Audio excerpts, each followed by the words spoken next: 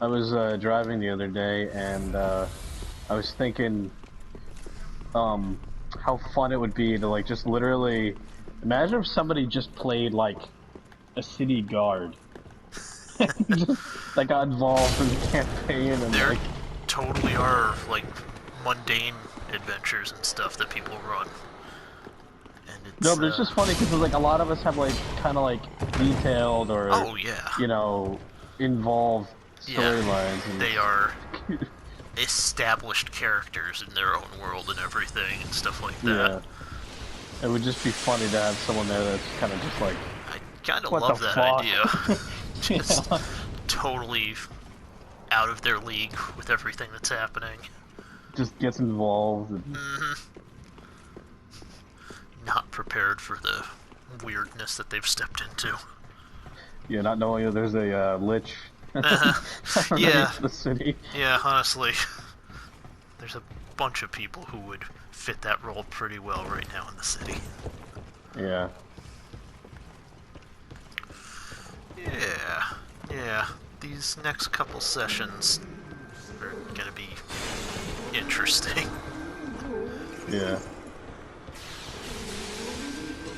I don't think you probably didn't think it was going to go on much longer than that. No, that honestly, one. that was. There were a couple places it could have ended that I was totally prepared for that to just be the last session, and then stuff progressed. It was probably that one maneuver extended the story a little bit. A little bit, yeah. Because that fight with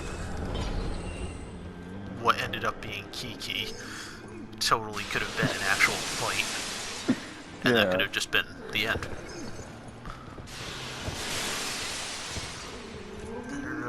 There were a bunch of stopping points there that you guys, I would say, blew right past, but meaning that in a positive way. Like leftover, yeah. Yeah. Yeah. Ignored breadcrumbs. That and just outthought the situation, essentially. Came up with a more unique way of going about it, that sort of thing. I still remember Paris texting me saying, "You don't know how much I don't want to fight." Which is a shame, because I really wanted to give everyone that one final big fight and everything there. Yeah. Since it's been a while since any real combats happened. I was like, well, you're about to go, so I guess I'll find out. Yup. To be fair, she found an interesting way around having to fight. Yeah.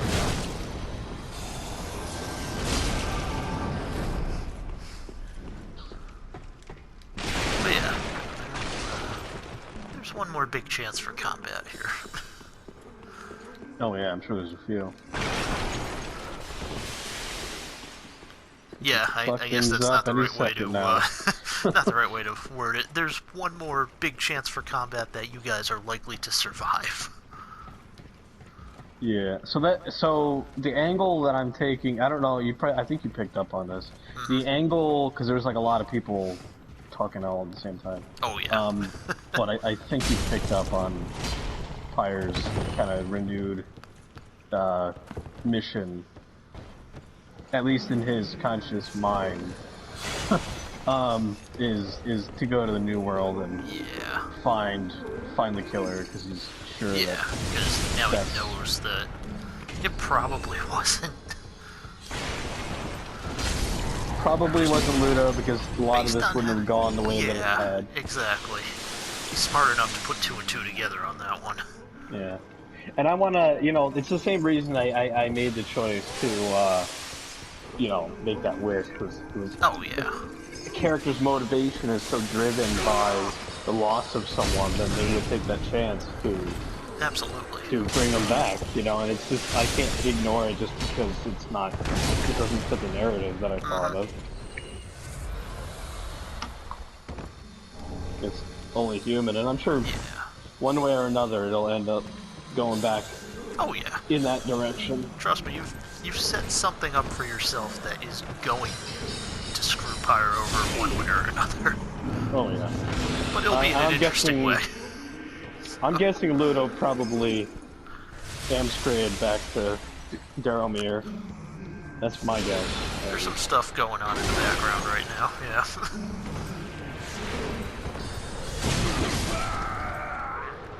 And I was also figuring, since Waterdeep is like so big, probably Daromir would be about half of that. Yeah, that sounds about right. Like the lower half by the water. Exactly. Is probably about what Daromir would be. So like bigger than Tide Swallow, but yeah, but that's where I was kind of saying you would be the one with the next most, like, besides Skolier, who's been to the absolute capital of the Empire before. You would be the one who's been to the next biggest city and lived in it. Yeah.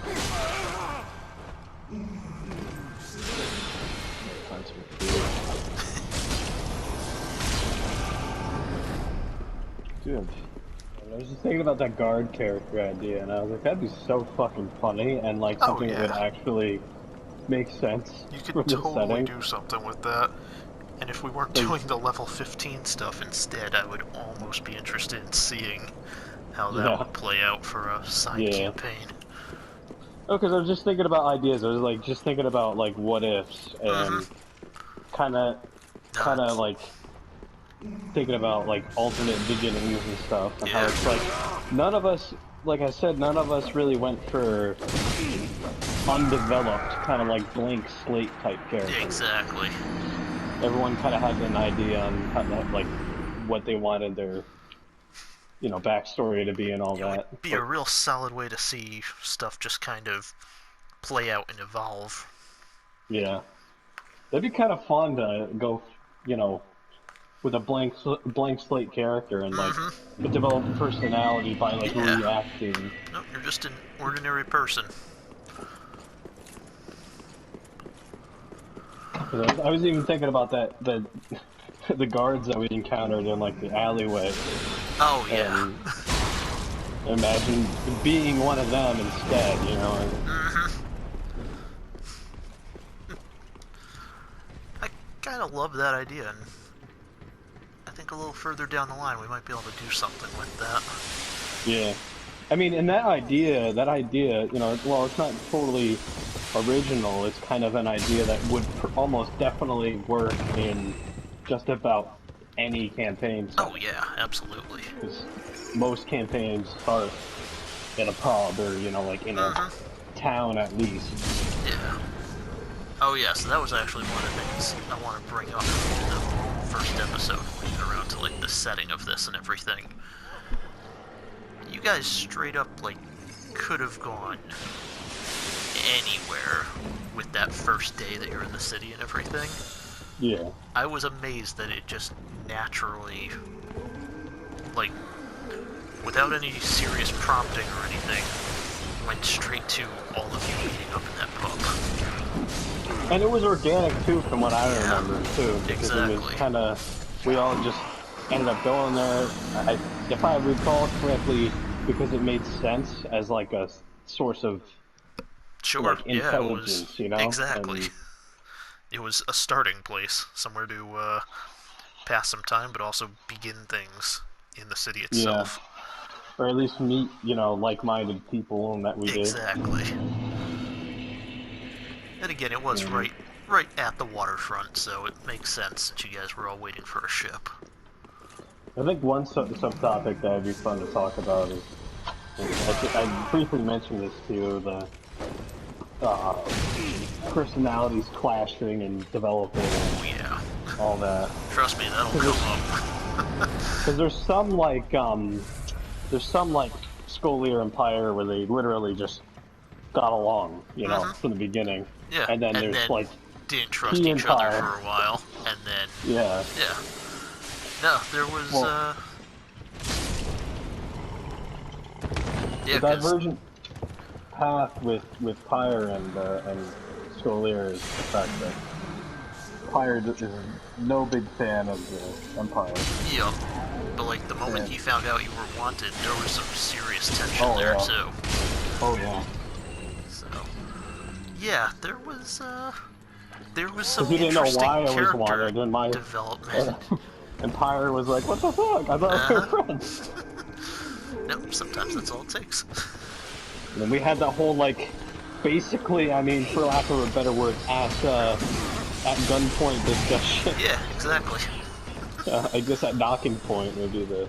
But yeah, Right. it's precisely what it came down to. I was like, alright. And then, like, I had a whole, like, unscripted, like, backstory talk. Which, those are some of the best ones.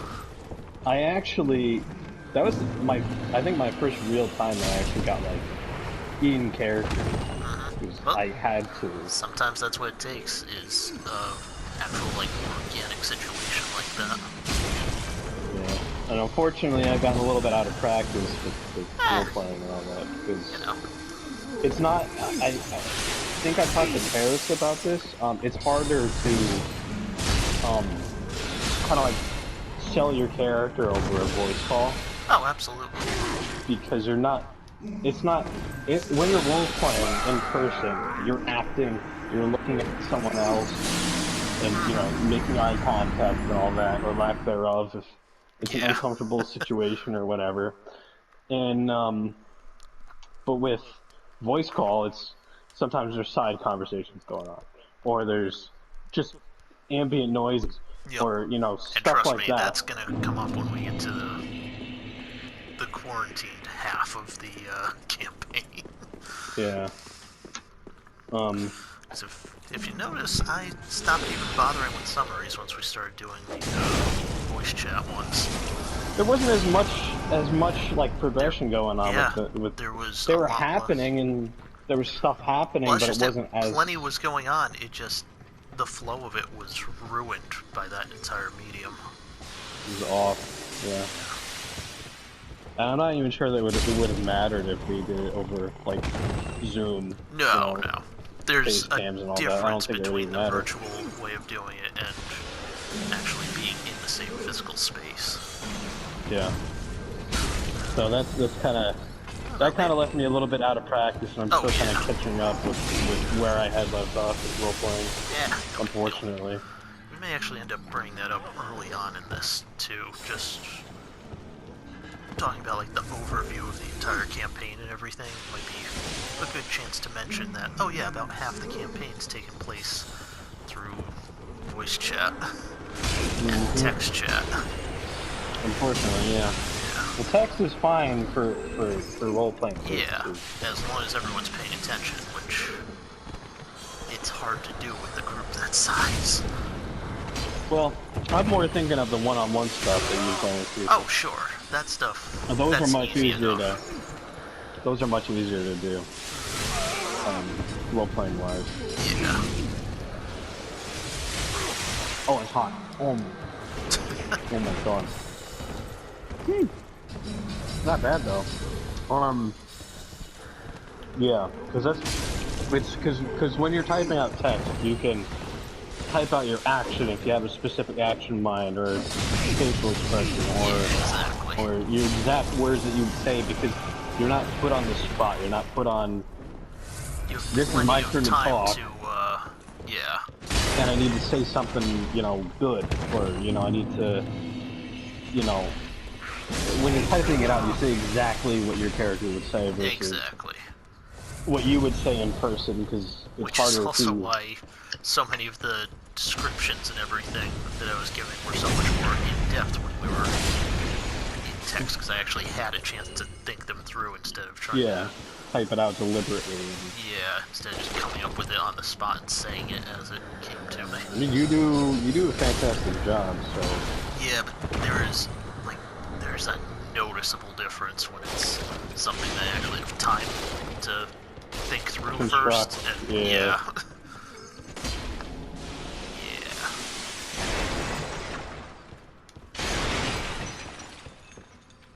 Oh god, there are two in this room. Did you always have the idea of doing like an Eldritch kind of angle? Oh yeah, this was 100% D&D Shadow over Innsmouth. Yeah, I knew you modeled it after Innsmouth, but I wasn't sure if you had Siphon in mind. Siphon only because when I was going to be a player, she was going to be my patron as a warlock. So that was actually my follow-up question. I was going to ask you if Siphon's an actual, because I haven't looked it up. In the vaguest sense, it is. It's something from it exists. like 2nd edition, I think. Yeah. And had only the vaguest description. I had been, like, when we were making characters, one of my favorite things to do with warlocks is come up with the patron for them. Yeah, that always seemed like a cool idea. Actually, we'll get into this during that first episode when we talk about the characters and everything, but, yeah, essentially, I had been making one from scratch just based on what I wanted the character to be. The whole idea of him having these fake eyes that glowed violet and everything, being somehow tied. What was the cantrip for that? So it was thaumaturgy, which tieflings just start with by nature. Oh, I didn't even know that. That was an innate Yep, thing. so I figured, oh, that's an easy way to work it in. And then I started looking to see if there was anything that matched up with that. And I wanted something that wasn't necessarily an evil deity to follow or anything like that. Like but blatant, like just destruction, or it just so happened that one of the like 2nd edition, they're called Far Realm Infested Stars. Ah, very eldritch. Just happened to be violet themed, and its emissaries all have fake eyes. And it's something where they eventually have to like sacrifice their eyes to this star god for power. And it just all fit together so perfectly with what I had already written that there was no way I wasn't going to use it. Yeah. Now, another interesting thing regarding Alistair that I thought about just now was he's so well thought out, and you're a very natural storyteller, but it's interesting to think of the idea that he was going to be your PC. He was going to be your character, and you were going to level him up.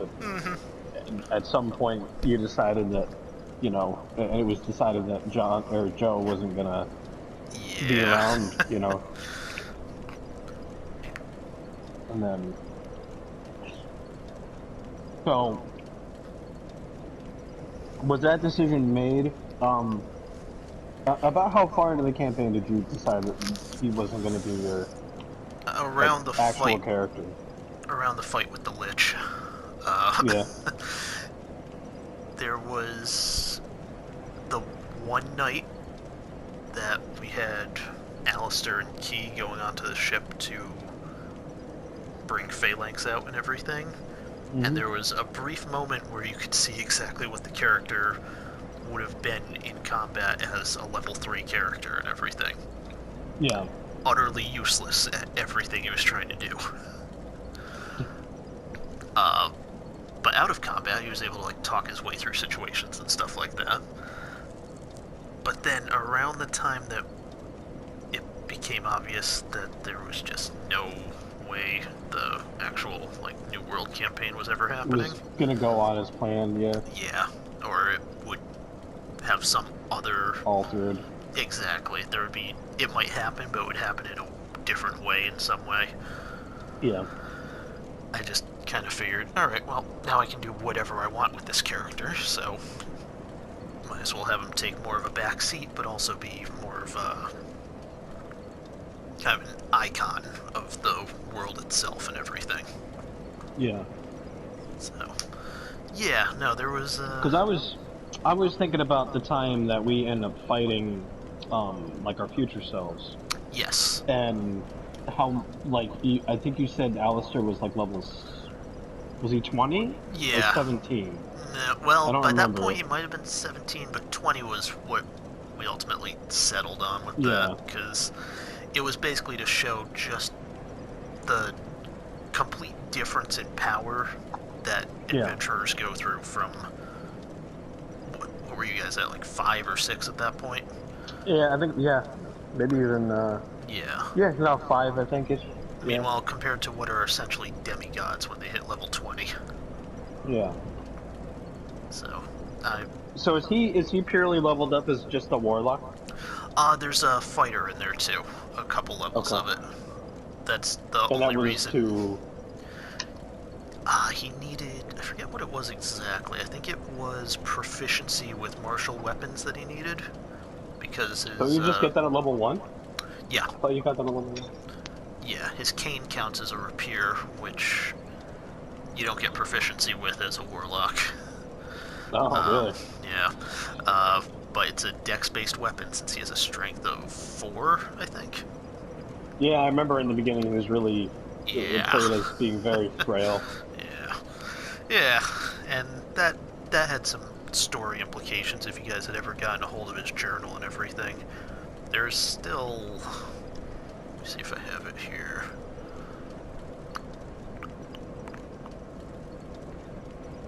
Yeah, here we go. Sanctus' journal. It is...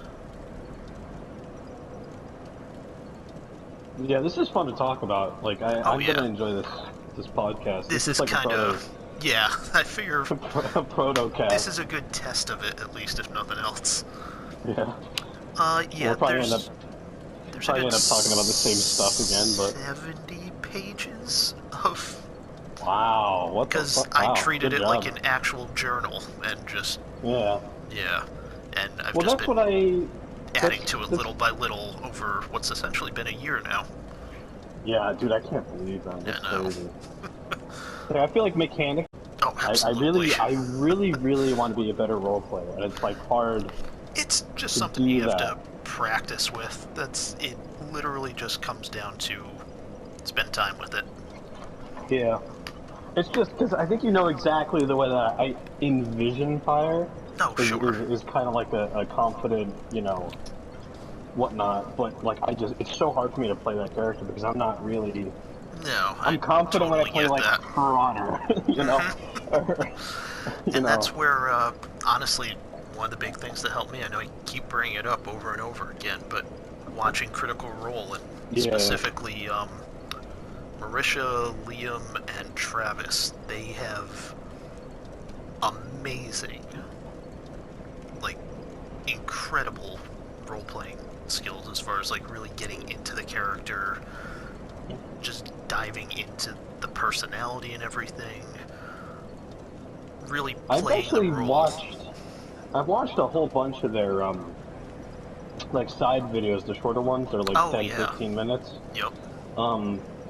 It's just, for me, if I got in on Critical Role at ground level, I would love it, and I'd be totally caught up. But it's just daunting to look at it, and then see the episode count, and Jesus, you know? The best thing you can do is just not think about it. Because that's like, every episode is 3 hours? I started in the middle of Season 1 when it was live at that point, and fell off pretty quickly, just because I didn't have time for it. And then, the thing that actually led into us doing the campaign to begin with was me saying to Joe, oh yeah, I made the mistake of falling back into Critical Role, and now I really want to play D&D again. And he was like, oh yeah, I can DM something, and it just kind of evolved from there.